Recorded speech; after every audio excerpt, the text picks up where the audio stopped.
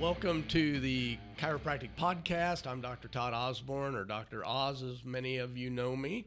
And it is my pleasure today to have with us Dr. Julie Mayer Hunt, who has been in practice many years in Clearwater, Florida.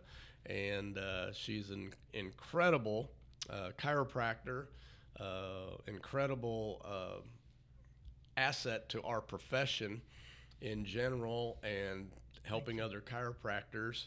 And she's actually in a third generation chiropractic practice, and she's the second generation. So I've got my daughter in practice with me, but she has the prestige of having her father, who I think graduated in 1957 from Palmer, and had that practice there for many years. Dr. Julie joined him when she graduated in 1981. Yep. And then her son Travis joined the practice just a few years ago. 2015. Yeah. So, man, time flies. That's longer than I thought it was. Time does ago. And so they have a thriving upper cervical practice. She, is one of the top people in orthospinology technique and has taught that for years. She has been instrumental in the diplomate program for upper cervical, or the craniocervical junction procedures. She served on the Florida board and has fought for chiropractic and chiropractors' rights and trying to right the ship, as we might say, and keeping drugs out. and I can't tell you the number of awards she's gotten from Chiropractor of the Year in several different platforms, and Upper Cervical Chiropractor of the Year. But this is a dynamic lady, and probably her only thing that is a negative is she works too dang hard. And as much as anyone tries to tell her not to, I don't think it's going to matter, especially at this point, right, Julie? Well, so, anyways, she just does so much for the chiropractic profession. So, thank you for being on here today. If people don't know you, they should. You just spoke to our group here and just gave an incredible presentation on upper cervical chiropractic. But you've even been involved in pediatric. You're published in the pediatric textbook and so forth. So tell us just a little bit maybe about your history. You grew up with chiropractic, obviously, but it was kind of in your blood from early on. Yeah, I was blessed to be born into a chiropractic family. My dad has practiced upper cervical since he opened the practice in February of 1958. I grew up in the practice. I went to school across the street, spent my afternoons there. My dad tells me at age 6, I stood there in the doorway of a treatment room and told him, "I'm going to be a chiropractor just like you one day." And he said something like, "I recall telling you, no, you're going to be better than me." And I'm like, "No, nobody can be better than you." Right. So I was very passionate about chiropractic and knew that was going to be my course in life. And honestly, it's never been work. It's just been joy. Very good.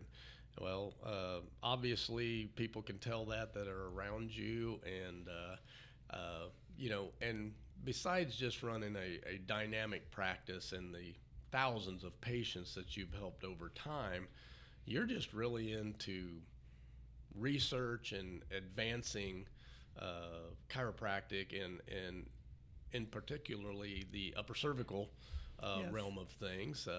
You do orthospinology, and you've risen to the top of that. But advancing that and the current research, and just what are you seeing right now in the research and what's going on, kind of just to get that out there for people to know what's going on? Sure. I was very compelled to do a study on immune function back in 2011, 12, because I had 50 years plus of records of patients who had come under care, and as they're under care wellness level, they make comments to me like, I no longer get colds like I used to. I mean, it's been years since I've had any bug. I just, it's a whole different picture. They're not missing time from work, or kids missing time from school. They're just, one of the reasons I have had an RN running my office for the last 10 years was her daughters were in school with my son, and she was like, that son never misses a day of school, ever.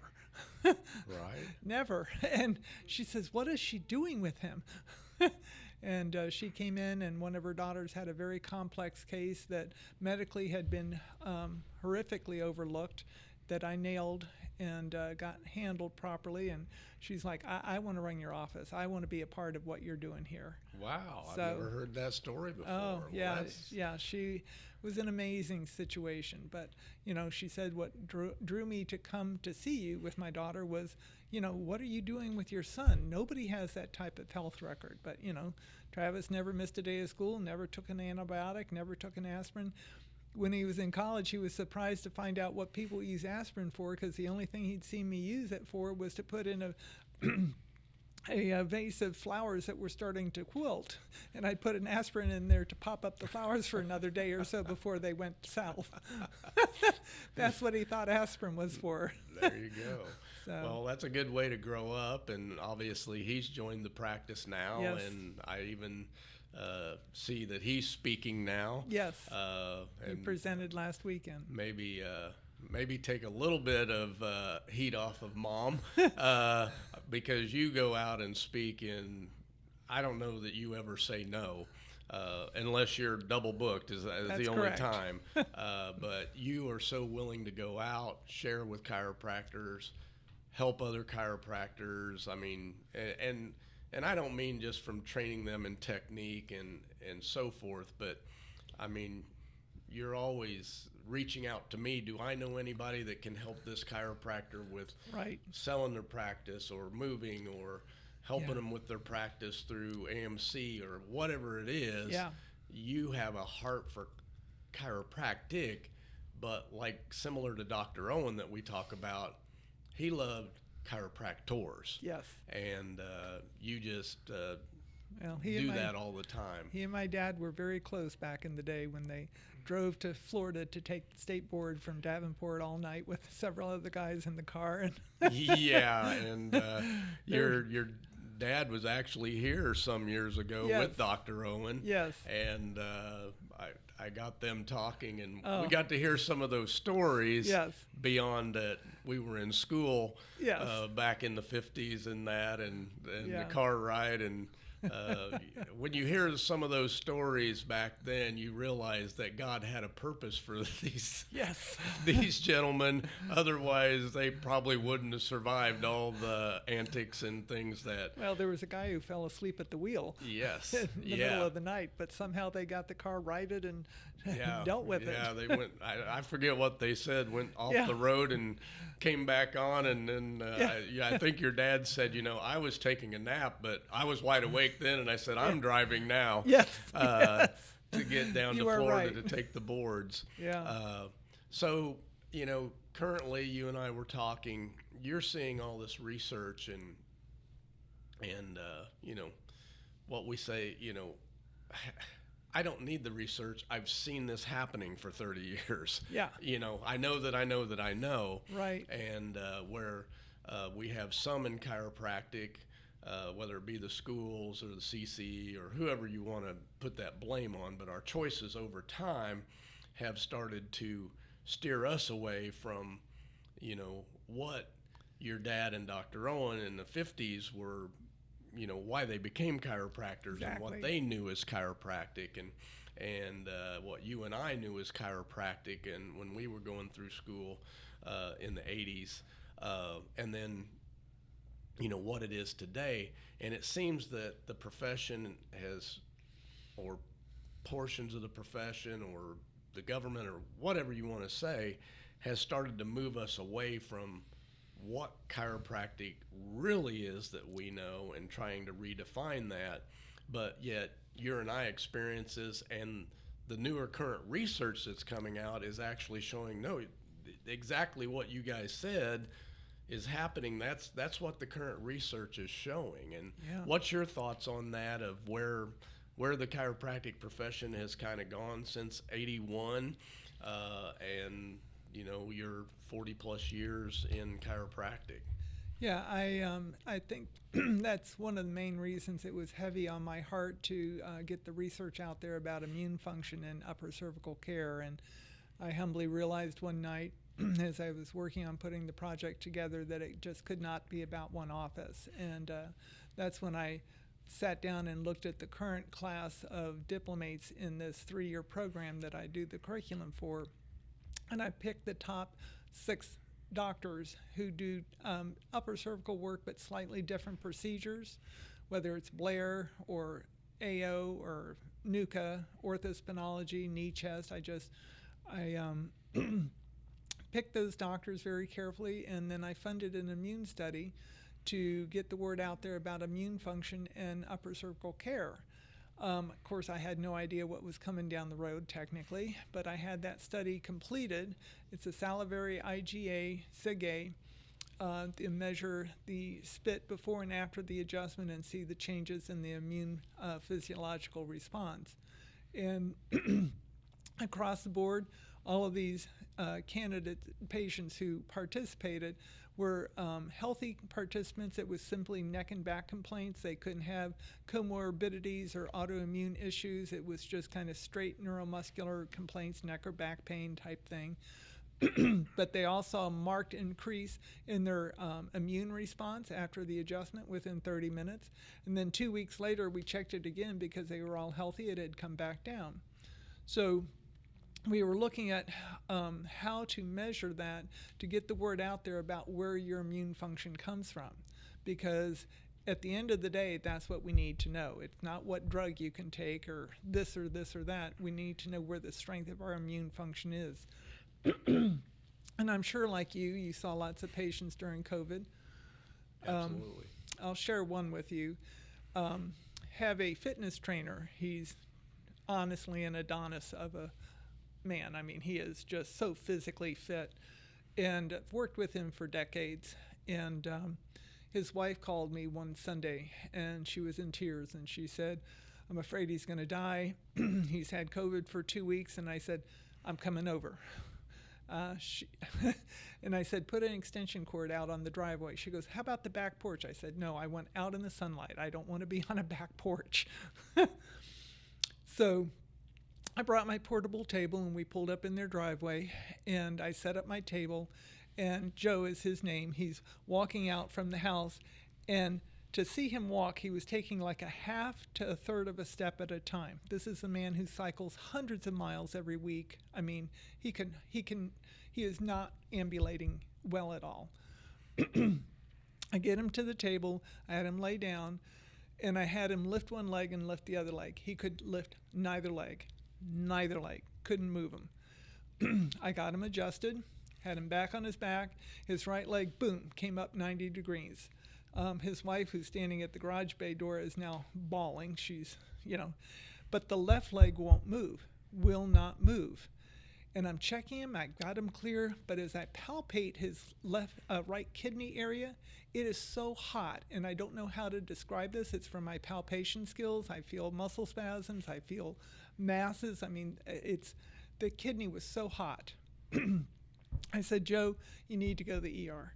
And his wife is going, "I've been trying to get him to go to the ER. He won't go." I said, "Get in the car, Eileen. Back up the car. Joe, you're getting in the car." I figure God made me 6'2" for a reason. There you go. Got Joe in the car, and they went to the ER. He got to the ER. First time in 2 weeks. They were about 30 minutes away, less than 30. He had no fever for the first time. No fever. They found his kidney was severely dehydrated. They gave him 2 bags of fluid, sent him home. Within days, he was back at his fitness center training people. I mean, just dramatic change. Right. And I can share story after story, but what I did was get him aligned after his body had been through this fight with the fever, et cetera, et cetera. And honestly, I've never checked, I don't know about you, but I've never checked a child that's had a fever that's been clear. Right. I've never checked an adult that's been through a fever who's been clear and subluxation free. There's something about whatever goes on there that the body goes into fight, and that alignment doesn't always survive that. Yeah. So getting that realigned reestablishes that brain-body communication and that power that heals the body. Yeah, and that sympathetic parasympathetic balance Exactly. comes back. And so it's interesting. I think it was Keith Wassung the other day I was listening to, and he goes, I just don't like we boost the immune system. And he goes, technically, yeah, that's what we're seeing. It looks like a boost, but we're actually just rebalancing. Or letting it regulate the way it's supposed to run.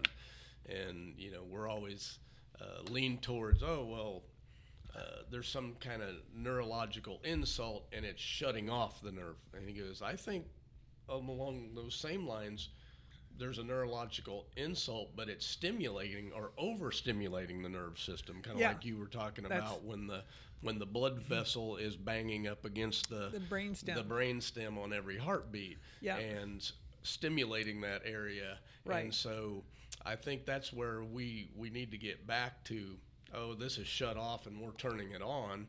And I know that was a big thing. The lights are turned back on. You know, we've said in chiropractic for years. But it's more just getting the body back to regulating the way God designed it to regulate. Exactly. That homeostasis. That's a critical balance for all of us. Exactly. And I think, you know, as we talk about the, you know, moving, I think that's where we've moved away from that. And whether that's going more to a mechanistic and instead of vitalistic, but that, you know, that's what chiropractic has always done, is just restored the homeostasis so the body can function the way God meant it to function. Yeah. And I think it is neat that we are getting to the point of science and research. We're now have the tools to be able to actually show these results that, you know, chiropractors back in the 20s, 30s, 40s were saying this, and this is happening. Yes. But obviously they did not have the technology back then to be able to, you know, prove that, assess, if you will. Yeah. And so what we've seen now, I'm excited about, because we are starting to, not only in this country, maybe start to question our healthcare and some of the things that have put out there, and we're getting the technology to be able to go, okay, you know what? We've been saying this. We've been saying that people's immune system does better when they're in adjustment. And you're, you know, just the immune study one that you did shows that, and yes. and then there's even bigger tools above and beyond that to go down the road.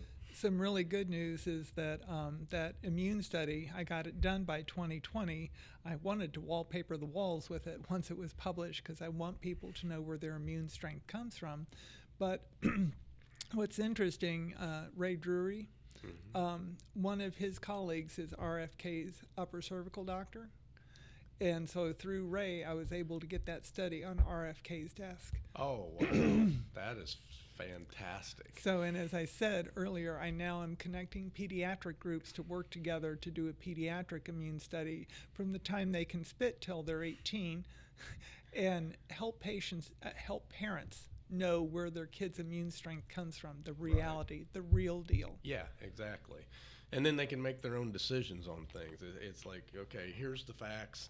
Here's, you know, here's what's going on. Now, what, you know, it's still your child to raise, and those decisions are yours to make. Correct. But at least now you have data, the information to make an intelligent decision. Yes. Instead of just listening to, I believe this or I believe that.